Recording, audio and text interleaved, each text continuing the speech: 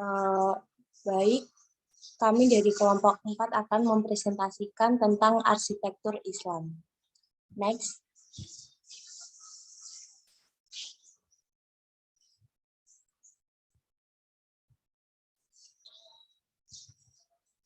Pertama, kita akan memperkenalkan kelompok kita. Yang pertama ada Aisyah Nada Putri dengan NPM 108, ada saya Devita dengan NPM 44, ada Putri Madina Fasya dengan NPM 136, dan Sabita Iqbila dengan NPM 123.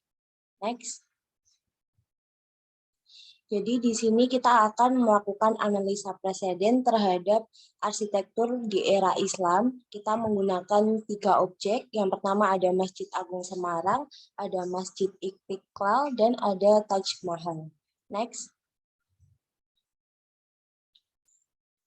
Jadi pertama arsitektur Islam. Arsitektur Islam itu merupakan cara membangun yang islami sebagaimana ditentukan oleh hukum syariah tanpa batasan terhadap tempat dan fungsi bangunan. Namun lebih pada karakter islaminya dalam hubungannya dengan desain bentuk dan dekorasi. Definisi ini merupakan suatu definisi yang meliputi semua jenis bangunan, bukan hanya monumen ataupun bangunan religius. Menurut Saud 2002. Arsitektur Islam banyak ditemukan dan berkembang di tempat yang pemeluknya mayoritas non-Muslim. Jadi, arsitektur Islam bukan hanya arsitektur yang ada di Arab ataupun arsitektur bangunan masjid saja. Namun, konsep arsitektur Islam merujuk pada ayat-ayat Quraniyah berasal dari Al-Quran dan Kauniyah merupakan bentuk hukum alam. Jadi, arsitek itu harus mampu memenuhi the law of God and the love of nature. Next. Di sini akan membahas ciri-ciri arsitektur Islam. Arsitektur Islam memiliki beberapa ciri-ciri. Yang pertama adalah atap limasan bertingkat. Ini merupakan ciri-ciri dari arsitektur Islam yang berada di Nusantara. Yang kedua adalah pada masjid terdapat minaret untuk menyuarakan azan. Yang ketiga adalah fasad terdapat lengkung atau biasa disebut tiwan. Yang keempat adalah terdapat lapangan di tengah kawasan. Dan yang kelima adalah terdapat kolam di tengah lapangan. Ini membentuk situasi ketenangan dan keterbukaan. Arsitektur Islami mempunyai konsep bahwa lingkungan binaan yang dihadirkan harus menjamin keselamatan dunia dan akhirat, baik pada eksistensi fisik maupun non-fisiknya. Objek dengan subjeknya, lahir dengan batinnya, raga dengan jiwanya, menurut Noman tahun 1993. Next. Selanjutnya Masjid Agung Semarang akan dibawakan oleh Aisyah Nada. Persilakan. Selanjutnya tentang ini ambil site dari Masjid Agung Semarang. Nah, lokasinya itu ada di Jalan Gajah Mada, Sambirejo, Kecamatan Gayam Sari, Kota Semarang, Jawa Tengah. Nah, untuk arsiteknya sendiri itu adalah Insinyur Haji Ahmad Fanani.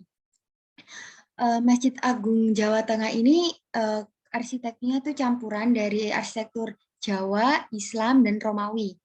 Bangunan utama masjid beratap limas dan itu khas dari Jawa, namun bagian ujung-ujung dilengkapi dengan kubah besar berdiameter 20 meter, ditambah lagi dengan 4 menara masing-masing setinggi 62 meter.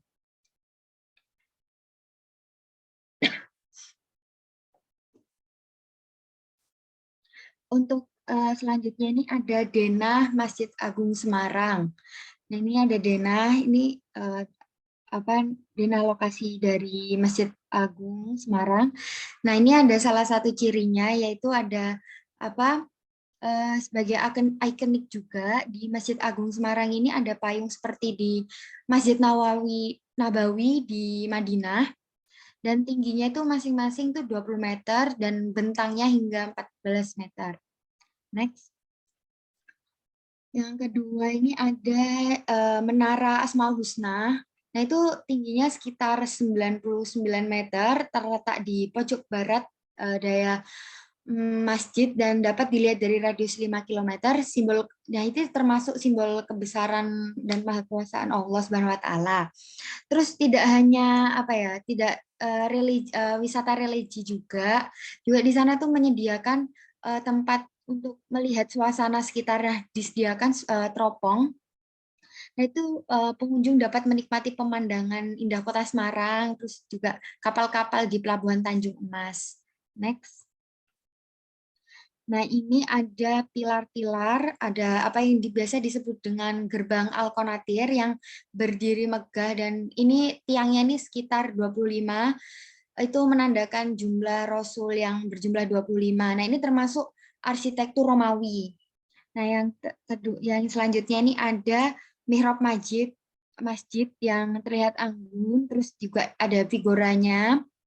Nah, ini bagian mimbar berasal dari dinding yang sengaja dibuka untuk memberikan ruang di dalamnya untuk tempat khotib berkhotbah.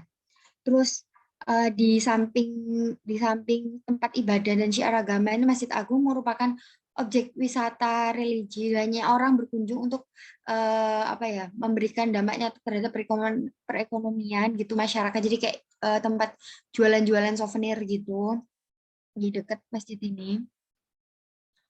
Terus sama sebenarnya itu dari arsitektur Jawa itu dari pintu-pintu akses mau ke dalam masjid. Nah, ini ada gambaran interior.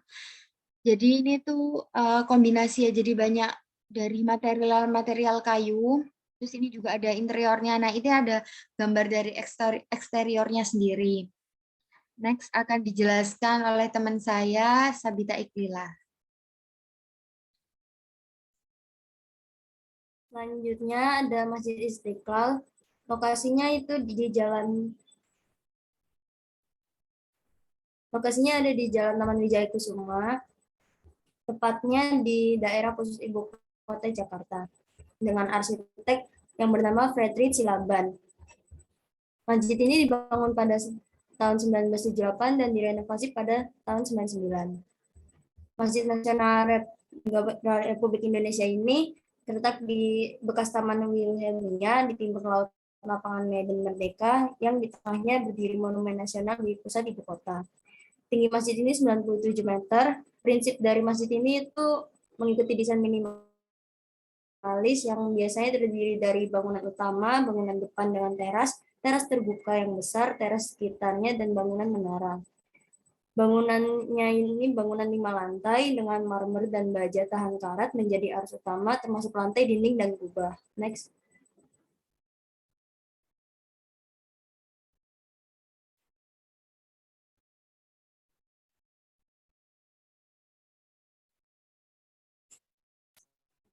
Masjid ini berprinsip minimalis, memperhatikan keadaan di daerah tropis. Masjid ini dirancang untuk memungkinkan udara bersirkulasi dengan bebas dan menjaga ruangan tetap sejuk.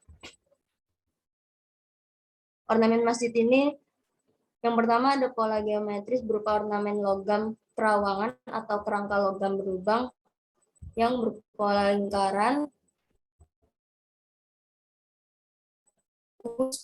Ornamen ini selain berfungsi sebagai penyekat jendela atau lubang udara, juga berfungsi sebagai unsur estetika. Next.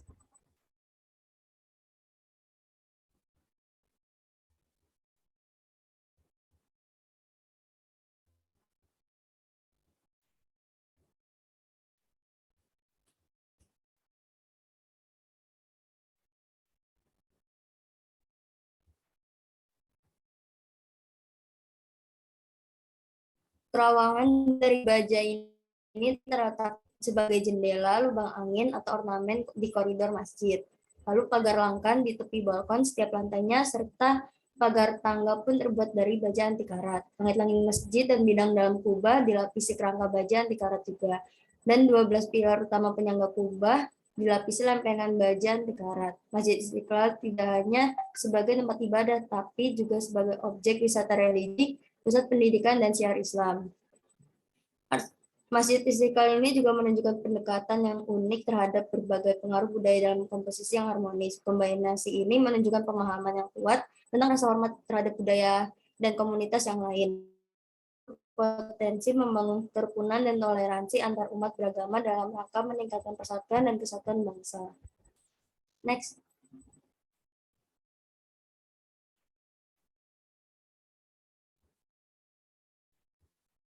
Selanjutnya Taj Mahal ini lokasinya ada di India. Taj Mahal ini adalah sebuah monumen yang terletak di Agra, India, dibangun antara tahun 1632 dan 1652 atas keinginan Kaisar Munggal, Shah Jahan, dan anak Jahangir sebagai sebuah monumen untuk istri Persianya. Arjuman Banu Begum juga dikenal sebagai Mumtaz ul Al-Zamani atau Mumtaz Mahal. Taj Mahal merupakan sebuah adikarya dari arsitektur Mughal. Luasnya sekitar 42 hektar, didesain oleh arsiteknya Ustadz Hamad Lahouri. Lokasinya ada di Dharmapuri Forest Colony, Tajgani, Agra, Uttar Pradesh, India. Materialnya dari marmer putih dari Makrana, batu mulia dari Cina, pirus dari Tibet, dan lain-lain. Next.